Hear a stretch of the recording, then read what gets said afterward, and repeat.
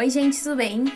Hoje eu tô aqui pra falar pra vocês sobre um assunto bem interessante, bem engraçado, que é a visão que muitas pessoas, né, não brasileiras têm de nós brasileiros, né? Obviamente eu sou uma pessoa muito contra fazer generalizações, então com certeza não são todas as pessoas que pensam isso dos brasileiros e com certeza não são todos os brasileiros que fazem essas coisas que muitas vezes vêm em nós por sermos brasileiros. Mas esses pontos que eu vou trazer aqui foram muito observados por pessoas que não eram brasileiras através de mim ou através de outros brasileiros que eles conheciam. Então, por isso que eu trouxe e já peço pra vocês curtirem, comentarem, compartilharem e é isso, vamos lá. Bom, o primeiro ponto, né, que eu vejo muitas pessoas falarem dos brasileiros é com certeza a nossa higiene, né? Isso eu acho que não é só dos brasileiros, eu acho que a América Latina em geral tem isso, porque eu convivi com outras pessoas, né, de países como Paraguai, Bolívia, que também tem esse hábito, né, do banho todos os dias, por exemplo, que com o europeu é um pouco diferente. Os europeus já não têm esse costume, já não têm esse hábito, né? Pra eles é um pouco demais tomar banho todos os dias. A gente também tem o hábito de escovar os dentes após cada refeição. E também pra eles é um pouco demais. Eu escutei de pessoas de que, isso é demais, pode ser de manhã de noite, ou de manhã, de tarde, de noite, mas não após cada refeição, igual nós brasileiros fazemos. E outras pessoas que também são de países da América do Sul. O segundo ponto, gente, é o sobrenome. Isso foi bem engraçado, que virou toda uma conversa, todo um tema com os outros voluntários, que são, né, como eu falei, de países como Paraguai e Bolívia. Nesses países, o sobrenome da mãe, ele vem por último, né? Então é o sobrenome do pai, que é o sobrenome, digamos, que tem mais força pra eles, ele vem primeiro. E pra gente, o sobrenome da mãe vem primeiro em geral, né? Claro que tem muitas pessoas que têm o sobrenome só do pai ou só da mãe, mas quando é dos dois, geralmente é o da mãe primeiro. Eu não conheço, por exemplo, ninguém que tenha o sobrenome do pai primeiro e depois o da mãe, que seja brasileiro, né? E pra essas pessoas é muito estranho. Então, se, por exemplo, não sei, né, Miguel Fernandes Oliveira, né? Então quer dizer que nesses países, né, Fernandes vai ser o pai deles, né? E Oliveira vai ser a mãe. Então eu achei bem engraçado isso. E eles falaram assim, nossa, mas como assim pra vocês o sobrenome da mãe vem primeiro? Porque justamente o do pai tem mais força. E eu falei isso pra eles, né, que pra gente, geralmente o último realmente tem mais força. Geralmente o último é do pai e geralmente esse é o que tem mais força. Se a gente abrevia o do meio. Se a gente escreve só um, a gente escreve o último, né? Então eles acharam isso bem engraçado. Gente, um terceiro ponto, que é bem engraçado em relação a nós brasileiros, e que eu me dei conta agora que eu estou fora do Brasil, é a questão de aportuguesar as palavras estrangeiras, né? Então, a portuguesa, querendo ou não, a gente bota um inglês aportuguesado ali. Então, por exemplo, eu já vi muita gente, né? Tem uma amiga mesmo que ela dá muita risada quando eu falo palavras que são em inglês, mas que pra gente, a gente aportuguesou. Então, por exemplo, a gente não fala Instagram, a gente fala Instagram. A gente fala TikTok, a gente fala TikTok. Então, eles acham muito engraçado. A gente fala internet, né? Então, a gente dá uma portuguesada aí nas palavras que são de outras línguas. Gente, o quarto ponto é uma coisa que eu acho muito boa do brasileiro, que é o calor humano, né? Eu acho que a gente tem um calor humano, assim, muito... a gente é muito do abraço, do toque. Como eu falei, eu não posso generalizar, né? Eu conheço pessoas que não são assim. Mas, estando em outro país e vendo pessoas de outros países, eu também consigo ver que o brasileiro, ele tende mais a ir pra esse lado. Eu mesmo sou me considero uma pessoa extremamente comunicativa. Gosto de falar, se eu encontro qualquer pessoa, eu posso começar uma conversa com essa pessoa. Nem que seja pra falar de qualquer coisa. De uma pergunta, a gente gera uma conversa. Então, eu acho uma coisa muito legal.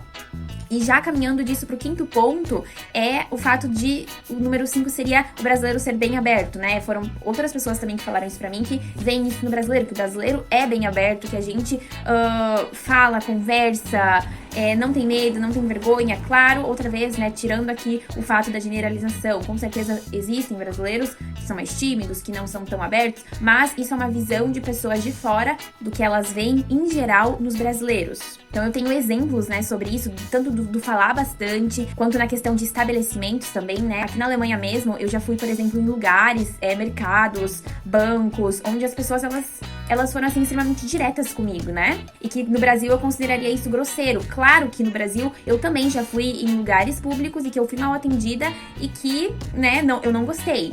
Mas, em geral, né, tirando a generalização de novo, mas em geral, é um pouco mais aberto, né? Você vai no mercado, você pode conversar com a caixa do supermercado tranquilamente. Outro exemplo que eu trago também é o ajudar mesmo sem saber, né? Eu mesmo já fiz isso muitas vezes. A pessoa vem e te pergunta na rua, tudo bem?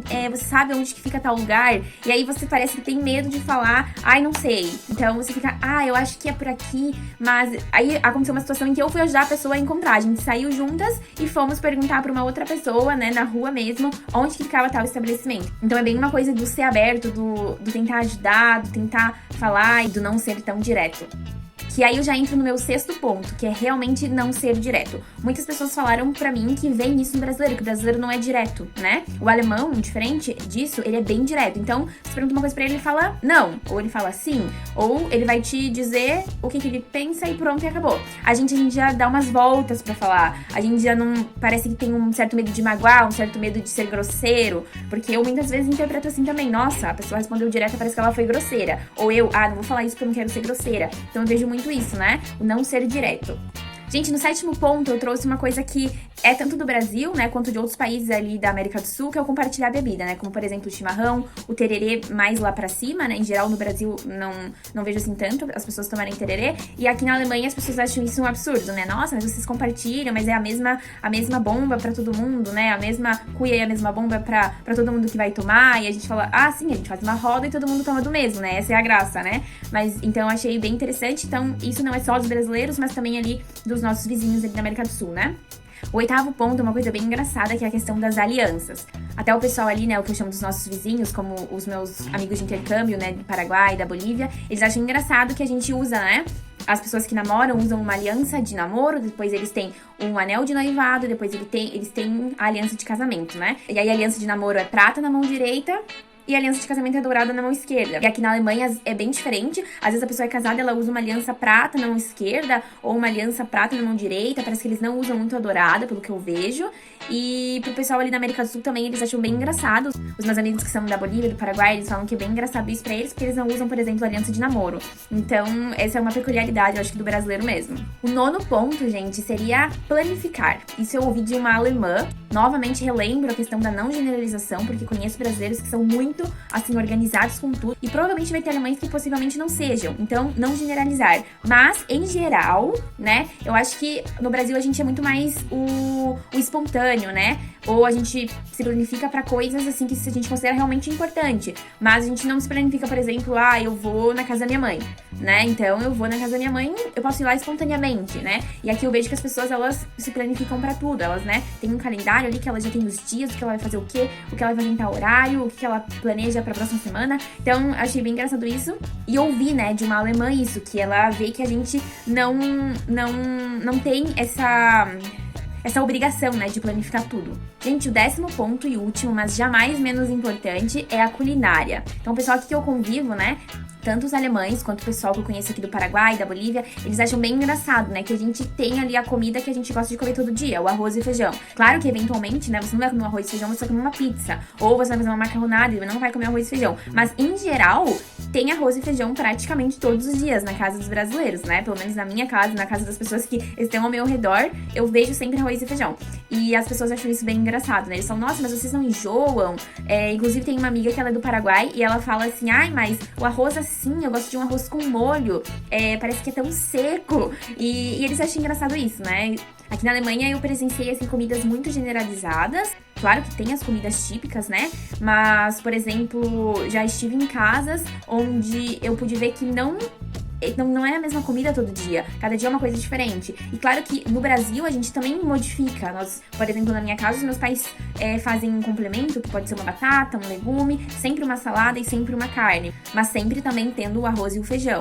E aqui as pessoas diversificam muito, né? E eu acredito que na Bolívia, no Paraguai e nos outros países da América do Sul também seja assim. Mas no Brasil a gente tem essa peculiaridade de que a gente gosta do arroz e feijão todos os dias. Então é isso, gente. Eu agradeço pra quem assistiu até o final. Se vocês têm uma outra peculiaridade que vocês acham engraçado nos brasileiros, que vocês identificam ou que já falaram pra vocês sobre os brasileiros, comenta aqui embaixo no vídeo. E um beijo pra vocês e até o próximo. Tchau!